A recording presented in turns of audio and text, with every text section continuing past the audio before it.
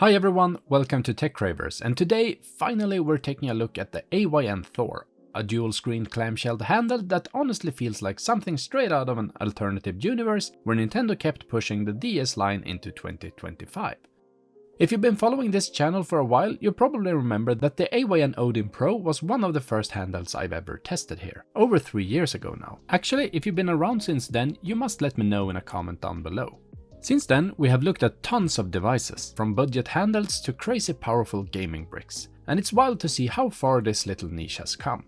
And now, many videos later, here we are again with AYN, back at it with something completely different. The Thor isn't just another rectangle with sticks and a screen, it's a bold return to that clamshell idea that we all secretly love, but with modern hardware, dual OLED displays and a ton of potential. So without any further delay, let's jump right into it.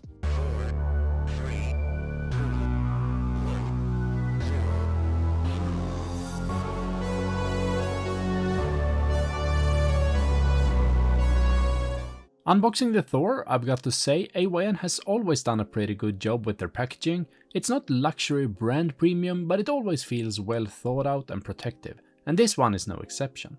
The box itself closes with magnets, which gives it a nice satisfying click when you open it up. And inside there's a small compartment under the lid hiding the paperwork. A quick overview of all buttons and ports, a spec sheet that I'll get back to later, and of course some very classic safety advice. Things like don't throw the battery into an open fire, which I know some of you probably need reminding about. Jokes aside, there's also a note warning you not to leave the charger plugged in after it's fully charged. Honestly, good advice for any handheld these days.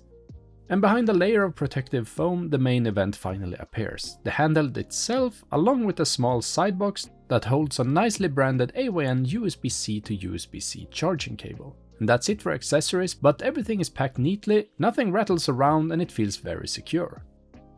A small but genuinely appreciated detail is the AYN quality control stamp included in the box, complete with the date the unit was checked. I have no idea how thorough that inspection actually was, but it feels authentic and almost personal, like someone physically signed off this specific device before it left the factory.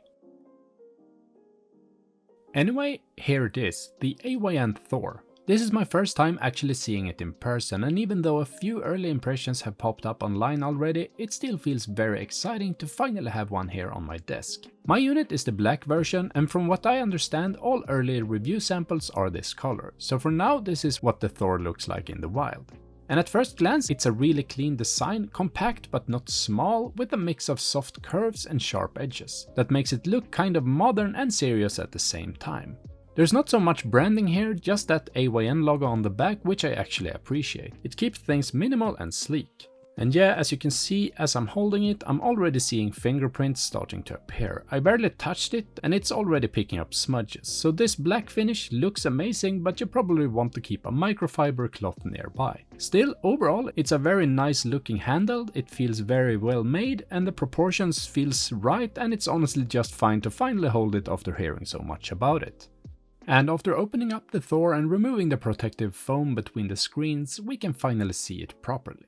That glass finish covering the entire lower half immediately stands out. It's almost like a single continuous surface that stretches all the way up towards the top screen.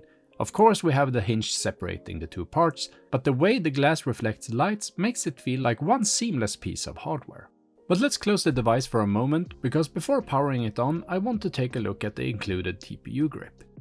It comes in this pretty generic looking box with the white grip printed on the front, which at first glance of course is a bit confusing. But from the instructions on the back of the box we can see that it's indeed the black version inside the box. The grip itself looks pretty sleek, it's got the AYN branding on the back, and the side handles have a bit of texture to them, which should help with the grip and make it feel more secure in the hands. The material is soft and flexible, you can bend it slightly without worrying about cracking. But at the same time it feels solid and durable enough to handle some rough use. You can stretch it, and when putting it on it doesn't feel like it's going to tear or lose its shape. It's that kind of rubbery TPU that gives you enough flexibility to make the installation easy, while still feeling like it will last for years.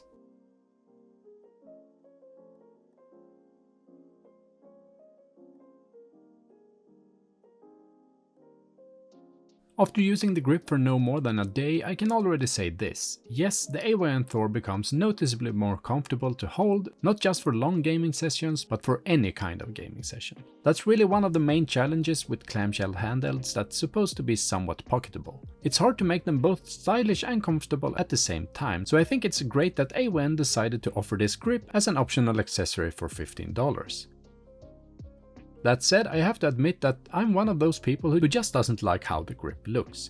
I find most of them kind of ugly, and 3D printed custom grips are definitely not for me, so I'll be using this one at home for comfort, but when I'm out and about, I'll be going without it.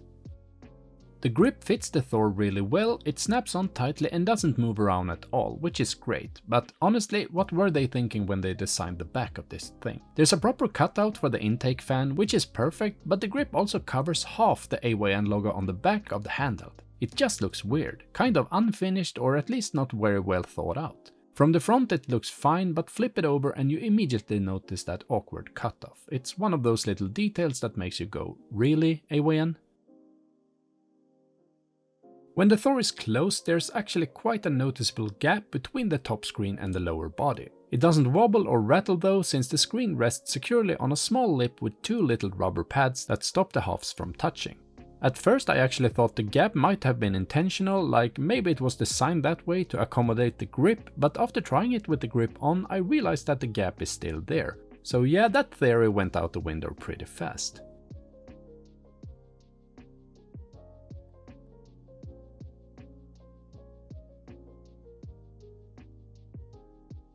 But enough about the grip for now, let's shift focus to the size of the handle itself. Here it's closed next to my new Nintendo 3DS XL, and as you can see, they're actually very comparable in overall size. The Thor is a little wider, mostly because of how the shoulder buttons are shaped, but otherwise they're surprisingly similar. Now compared to the new Nintendo 2DS XL, the 2DS is slightly wider but also a bit thinner. And one thing I've always liked about the new Nintendo 2DS XL and the new 3DS XL is how the top screen sits completely flush against the body when closed. That's something I hope we'll see AYN improve on in future clamshell designs, because it just gives everything a more complete look when shut. When opened up though, the Thor clearly stands out. The top display completely dwarfs the screen on all of Nintendo's models. It's massive in comparison. And not only that, the Thor also has two high-resolution OLED panels, which instantly makes Nintendo's older display look, well, a bit like toy screens in comparison. The color, the sharpness, the contrast, it's on a completely different level. Now, getting started with emulation on the AYN Thor or really any other dual-screen Android handheld right now unfortunately isn't a plug-and-play experience. The format is still so new that most emulator developers simply haven't had access to enough units or proper development kits to start releasing builds with full dual-screen support. That said, there are already a few special forks out there that work surprisingly well. For Nintendo DS, Melon DS has a fork that handles both screens nicely, and for Nintendo 3DS there's Asahar, which also works great once you set it up correctly. Even Cemu is running on Android right now, though it's still a very young emulator and it needs a lot more time to mature. I won't go through how to set up all of these in this first impressions video, that would be its own full tutorial, but if you'd like to see that in the future, let me know down in the comments. I'm happy to do a proper guide once I've tested them all a bit more thoroughly. Speaking of plug and play, the Thor of course ships without any games. You'll need to load those yourself, and that leads me nicely into this little external SSD from Sharge. This isn't a sponsored segment or anything like that, I just want to show it because it has seriously streamlined my life. Games that used to take 20 or 30 minutes to transfer onto my handhelds now move in just a couple of minutes, thanks to transfer speeds up to 800 megabytes per second. It's crazy fast. I'll leave a link to Sharge Kickstarter campaign down below if you want to check it out. Once you've gone through the setup process and actually get everything running, Nintendo DS and 3DS emulation on the AYN Thor is just fantastic. It honestly feels like this device was made for it. The dual OLED screens completely transform the experience. They're bright, crisp, and the color depth make old handheld games look better than ever. The top screen is especially gorgeous. Games like Mario Kart DS, Metroid Prime Hunters, or The Legend of Zelda: A Link Between Worlds look stunning. The colors pop, motion is buttery smooth, and the contrast just pulls you in. It's one of these moments where you almost forget that you're playing through emulation, because it feels so natural. The bottom screen too is sharp and super responsive. Touch inputs register instantly, and having that AMOLED panel gives menus and map screens a clarity that the original hardware never came close to. It's wild to see those familiar games running like this on modern displays. And I know some of you will notice, yes, I'm running my top screen right now in widescreen mode instead of the original aspect ratio, and I'll apologize for that right away. I know it's technically not accurate, but honestly it doesn't bother me at all. I just love seeing the full top screen in all its glory without those black borders. The extra width makes the visuals feel more cinematic, and for me it's totally worth it. When everything dialed in, this is hands down the best way I've ever experienced DS and 3DS games. The OLEDs hide any minor scaling artifacts, so it feels clean and modern, and when you're running heavier 3DS titles, the Thor keeps up beautifully. No lag, no stutter, just smooth gameplay and perfect input response. It's honestly kind of surreal that you're holding something that feels like a true successor to the 3DS, but with the flexibility of Android and the performance to run everything else as well. Once you've done the little bit of setup work, it absolutely pays off. This is what makes the Thor so special.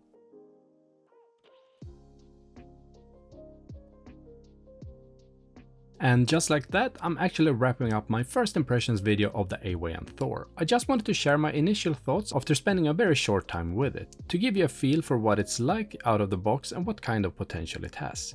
Now I'm going to spend some proper time with it before starting working on my full in-depth review. I hope you enjoyed this video and that it maybe helped you decide whether the Thor is something you'd want to pick up or not. Feel free to share your thoughts down below, I'd really love to hear what you think, and if you found the video helpful, a thumbs up would mean a lot to me. And of course, don't forget to subscribe if you haven't already, so you don't miss the upcoming full review and more Handheld content here on Techcravers.